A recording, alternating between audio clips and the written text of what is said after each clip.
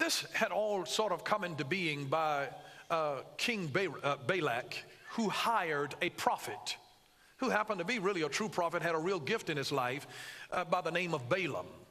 And Balak hired Balaam the prophet to actually curse the children of Israel. But how many of you know that you cannot curse what God has blessed?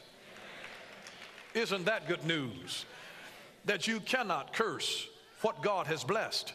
So Balaam realized that he had no power to curse God's people, because every time that he opened up his mouth to try to curse the people of God, nothing but blessings came out.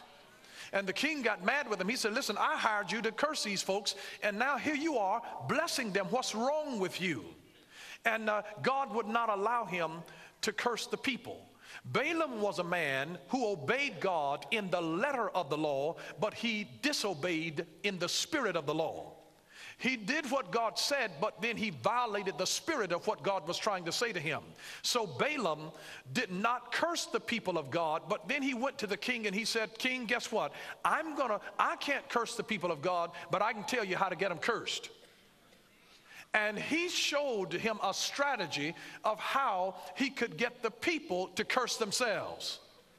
And here was his strategy. His strategy was simply to take the people of God and to introduce them to the strange customs of those pagan people who were in their midst, these Moabites, these Midianites.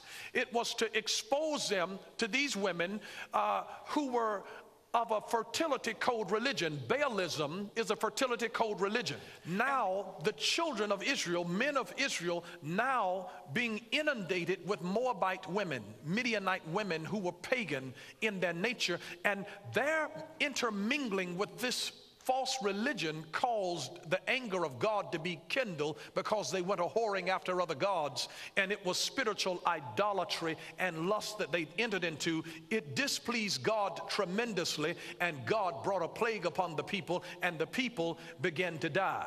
This is what we're talking about with the law of attachment.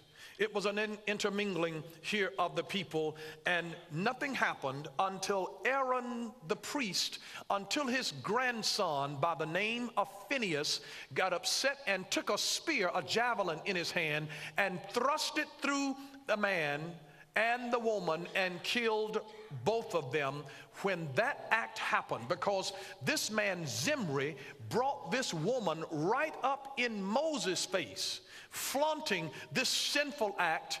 And so Phinehas, the priest, went into the tent after them and struck them through and pierced the man. The sword went through, the spear went through the man, and it struck the woman in her body. The King James Version says that it pierced her through her belly.